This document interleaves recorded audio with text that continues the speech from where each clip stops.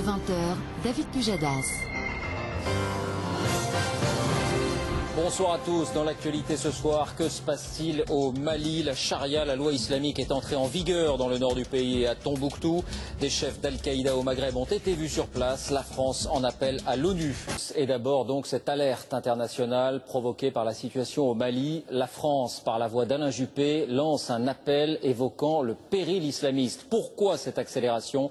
Eh bien parce que pour la première fois au Sahel, Al-Qaïda au Maghreb est sans doute en passe de contrôler un vaste territoire, y compris la ville très symbolique de Tombouctou, classée au patrimoine mondial de l'UNESCO.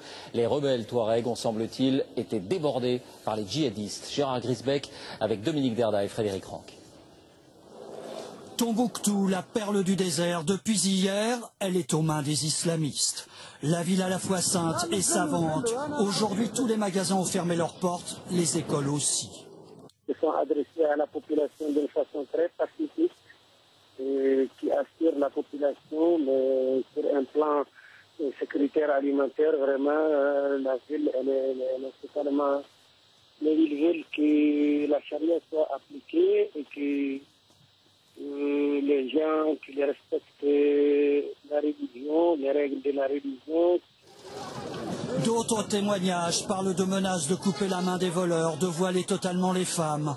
Aujourd'hui, l'homme fort de la ville, c'est lui, Iyad El Khali, chef du mouvement en Sardine, les défenseurs de l'islam. Touareg, il s'est allié à Al-Qaïda au Maghreb islamique.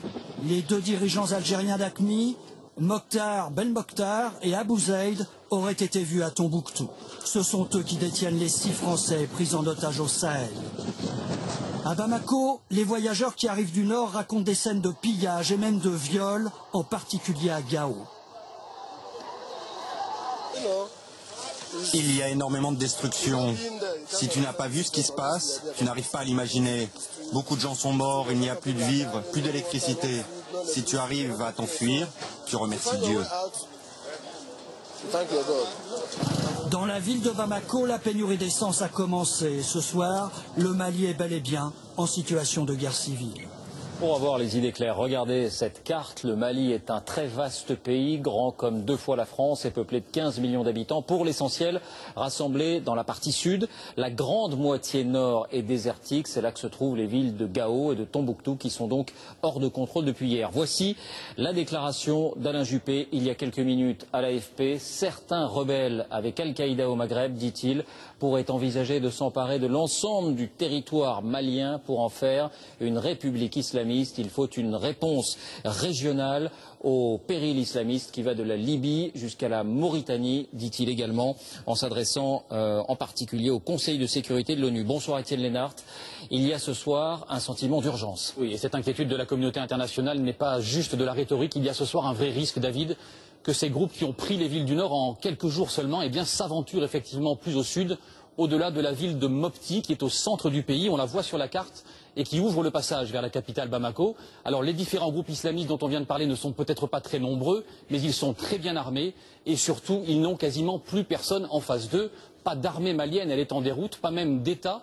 Les militaires qui ont renversé le pouvoir en place ne sont pas capables de faire régner l'ordre. C'est pour cela que le signal d'alarme vient d'être tiré aux Nations Unies. Et en ce qui concerne la France, les autorités sont évidemment très inquiètes pour nos otages qui sont détenus dans la région. Merci Étienne, et on tentera d'ici à la fin de ce journal de rentrer en liaison avec notre envoyé spécial à Bamako, Dominique Derda. On revient maintenant à ce stade du journal sur l'une des principales actualités de cette soirée, la situation au Mali.